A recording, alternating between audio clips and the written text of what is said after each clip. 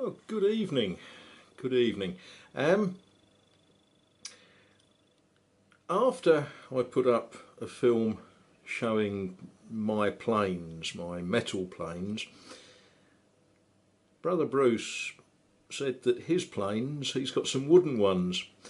Now, as luck had it, I was in my workshop today and I found this. Now, I say I found it, I hadn't lost it. It was underneath the bench. It's a wooden plane, obviously. I bought this and I can't remember exactly where. It was either in France or in Belgium. But I bought it because it's pretty and it was very cheap. I bought it to put on the shelf to show off. I didn't buy it to use it, although I have used it. Now I picked it up and I thought there's something wrong with this. Where it's been in my workshop, the damp has sadly affected it and I'm going to have to repair it.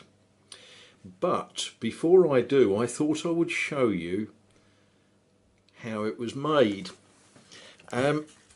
It's quite pretty, isn't it? Two different timbers, a hard timber for the sole and a softer, although not soft, but softer timber for the body. And that joint has fouled. Now, I think that is rather interesting.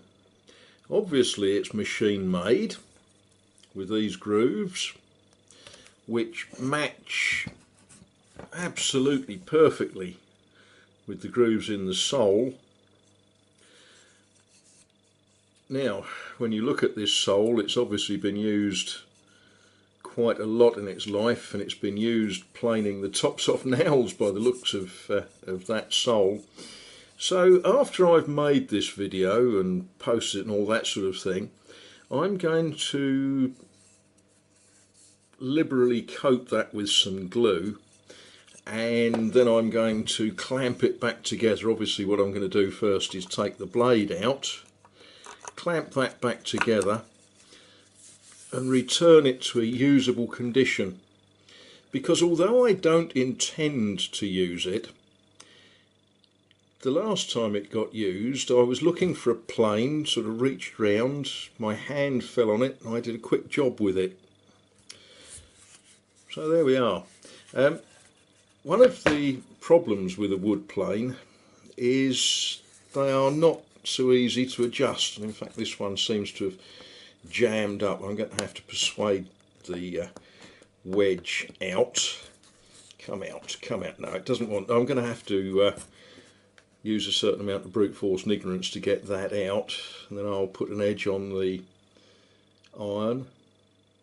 But before I use it, obviously I've got to glue the sole back on. I thought I'd like to share that with you. It's a pretty little thing, isn't it? No idea where it was made. There are no maker's marks on it, although I suspect that once in its life it would have had a sticker on saying where it was made.